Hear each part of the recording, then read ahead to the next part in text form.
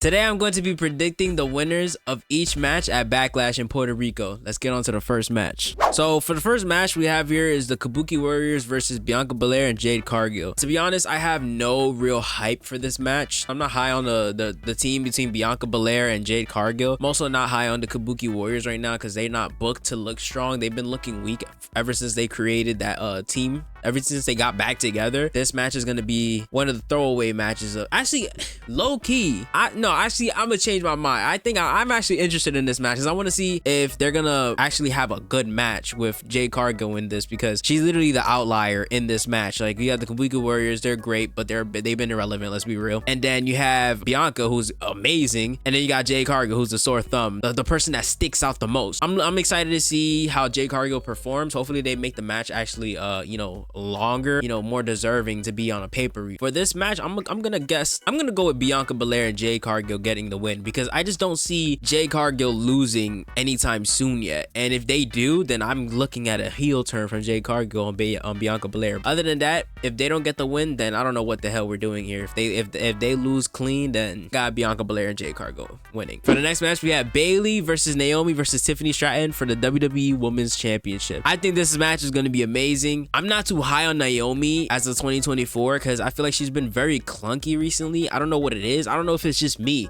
but her matches just hasn't been hitting recently. Tiffany Stratton's amazing though. I love Tiffany Stratton. Everything that she does is flawless. It feels effortless. She has one of the prettiest moonsaults in the game. She's really a student of the game because she really started wrestling like 2 years ago as well. It's crazy. This match is gonna go crazy. Bayley, you already know she's a legend in this business. She's gonna have her, she's gonna stand out. But yeah, I think Bayley's gonna defend this because there's no way we're gonna have Bayley win the championship after 2 years of not winning any championship at all and just have her drop the reign here. The reason why this is a triple threat is so they could protect Tiffany Stratton from taking an L, but having Tiffany Stratton presented on the big stage at a PLE. So I think Naomi's gonna take this pin, but I'm excited to see what kind of outcome is gonna come out of this, because I think Naomi's taking a pin. There's no way Tiffany Stratton's taking a pin in this situation. For the next match, I don't know if this match was announced for Backlash. I remember the Street Profits winning a #1 contenders match to challenge for the SmackDown tag titles. I believe that match will I believe that match will be great. Street Profits haven't been doing anything of importance all of 2024. The only thing that they've done was make that little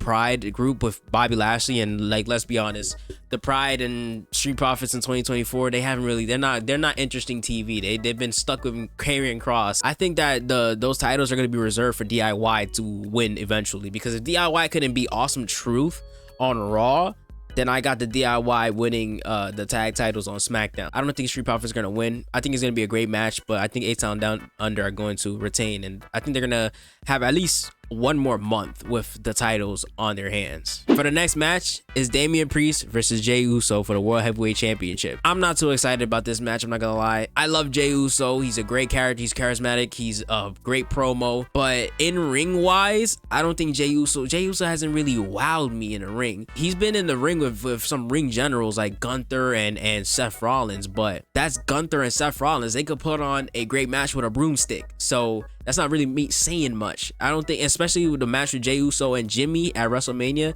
that kind of exposed Jey Uso to the like singles star that he really is. Like, he doesn't really have a deep bag. So I just don't see a world title picture in him. I don't see the world title frame for him. Like, I don't think that's in his blood yet. I think Jey Uso versus Damian Priest is going to be a good match. I think it's gonna be a good match, not a great match. I don't know. They might tear the house down. They might shut us up. So I'm gonna be optimistic about this. I'm gonna think that Jey Uso he's gonna lose this match. I'm sorry. Damian Priest is gonna retain. They've been teasing this little Damian Priest face turn with the Judgment Day, and like, I don't know. The first promo that Damian Priest had again with Jimmy, as this like portraying his face like this good guy, it came off as boring and like forced. It didn't feel authentic. I didn't like the promo that he had against Jey Uso. It just made him look corny, and I don't know. He didn't look like a world champion. He didn't sound like a world champion. He didn't present himself like a world champion. So yeah, if the whole story is to make Damian Priest turn into a good guy, I don't think I'm too on board with that. I would like him to stay as a bad guy and somebody like Finn Balor to turn into a good guy instead. So yeah, I got Damian Priest winning and defending his World Heavyweight Championship, because I think the bigger picture is him versus Finn Balor, and then him versus Drew McIntyre, and the bigger names like that. So yeah, I think that Damian Priest is retaining. For the next match, we got Randy Orton and Kevin Owens versus the Bloodline. Now this storyline has been amazing. I didn't think the Bloodline could add another layer onto the story that they're telling right now. I thought as soon as Roman Reigns was gone, I thought Solo Sikoa would fall into obscurity, but clearly he's proved us wrong. So this is the most interesting Solo Sikoa has ever looked on the WWE main roster. So I'm very excited for this match. I think that this is going to be the match that Jacob Fatu actually debuts in, because I thought we were going to get him last on Friday Night SmackDown, but I think Randy Orton and Kevin Owens are going to get the better hand of the Bloodline, and then they're gonna need some help, and I think that's when Jacob Fatu comes in and helps them win the match. And I think this is all gonna lead to a storyline for Survivor Series, War Games, with Roman Reigns' team when he eventually comes back. I think it's gonna be Roman, Jimmy, and Jay versus Roman, Jimmy, Jay, and whoever they choose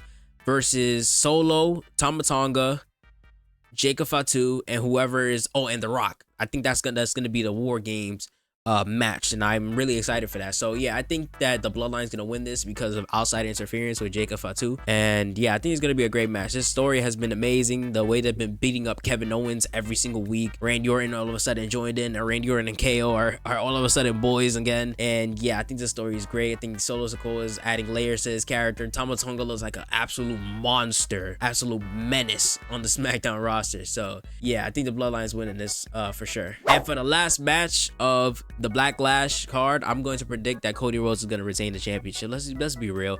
AJ Styles is not winning that title. AJ Styles is amazing. He's a legend in this business, but AJ Styles is not beating Cody Rhodes on his first month of his reign when he beat Roman Reigns, who had the championship for 4 damn years. But a lot of people on the internet are, you know, complaining that Cody Rhodes is a boring champion, blah blah blah, but like, this rivalry was basically made out 2 weeks ago, and I can't even consider it a rivalry. Like, nothing really happened between these two to like build any type of intrigue other than the little contract signing that they had that was surprisingly had no interference.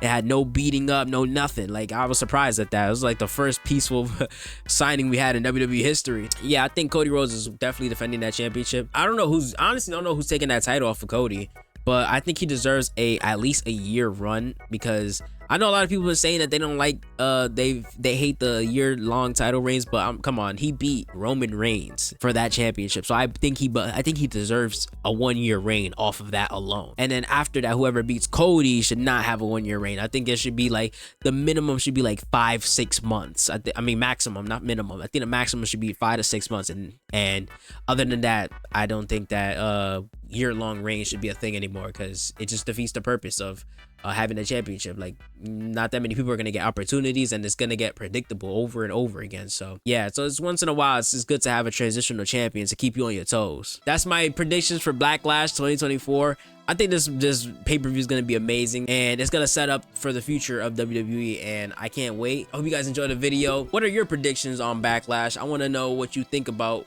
the match card so far. Yeah, other than that, I hope you guys enjoyed. The support I've been getting on the channel is amazing. I love you guys, and yeah, get out of here. Get the hell out of here.